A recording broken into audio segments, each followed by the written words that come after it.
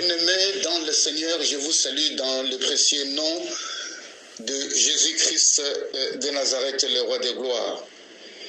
Que le Seigneur vous fortifie, que le Seigneur vous bénisse, que le Seigneur soit avec vous et que sa connaissance augmente de plus en plus et qu'il puisse vous donner l'intelligence et le discernement des choses le meilleur, afin que vous soyez purs et irréprochables le jour du Christ.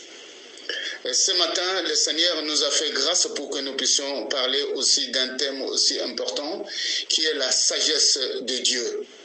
La sagesse de Dieu. Nous avons pris une portion des Écritures, c'est dans Ephésiens chapitre 1, du 15e au 18e verset.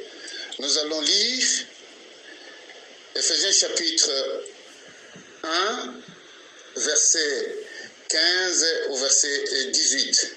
C'est pourquoi moi aussi, ayant entendu parler de votre foi au Seigneur Jésus-Christ et de votre amour pour les saints, je ne cesse de rendre grâce pour vous et je fais mention de vous dans mes prières, afin que le Dieu de notre Seigneur Jésus, le Père de gloire, vous donne un esprit de sagesse et de révélation dans sa connaissance, qu'il illumine les yeux de votre cœur pour que vous sachiez quelle est l'espérance qui s'attache à son appel, quelle est la richesse de la gloire de son héritage qu'il réserve aux saints, et quelle est envers nous qui croyons l'infinie grandeur de sa puissance se manifestant avec efficacité par la vertu de sa force.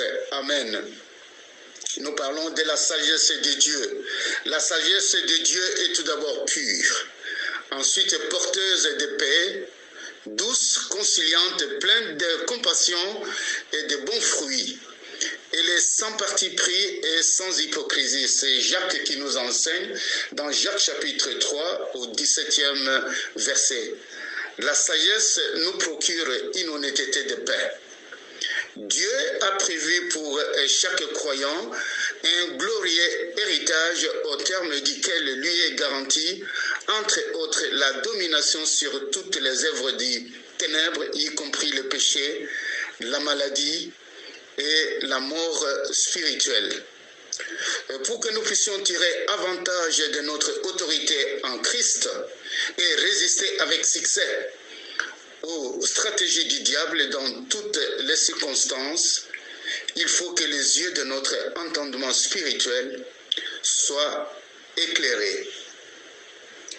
Bien-aimés dans le Seigneur, la sagesse de Dieu cachée dans les temps anciens, mais révélée par Jésus-Christ, est l'héritage du disciple de Jésus-Christ de Nazareth. Nous voyons, bien-aimés dans le Seigneur, David est mort et David a légué la royauté à son fils Salomon.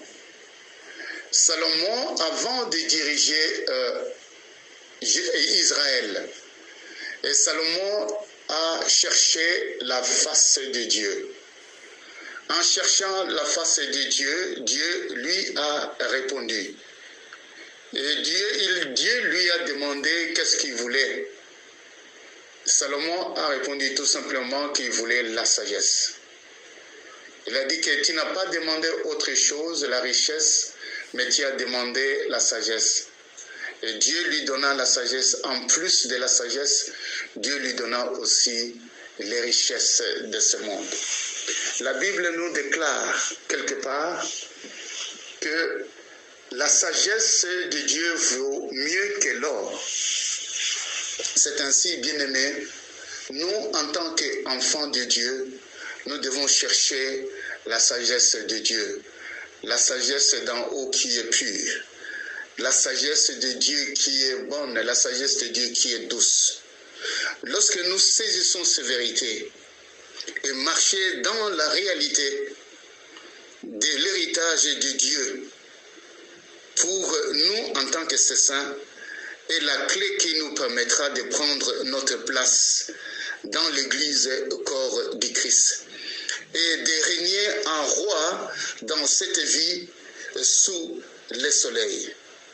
Bien-aimés dans le Seigneur, plus que tout autre livre que nous venons de lire dans la Bible, l'épître aux Éphésiens, nous dévoile les richesses de notre héritage.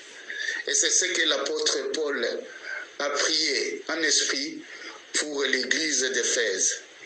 Et les chapitres, lorsque vous allez lire à la maison, les chapitres 1 et les chapitres 3 sont des prières inspirées par le Saint-Esprit qui valent pour nous en tant que disciples de Jésus-Christ en tout lieu. Je vous exhorte, bien-aimés dans le Seigneur, de faire de ces prières notre dévotion personnelle. Aspirer à la sagesse divine. Et lorsque nous avons cette sagesse, nous devons trancher des choses, non pas selon le monde, mais selon la sagesse de Dieu. Que le Seigneur vous bénisse. Soyez bénis dans le nom de Jésus. Amen. Jésus-Christ est ma sagesse, il éclaire mon chemin.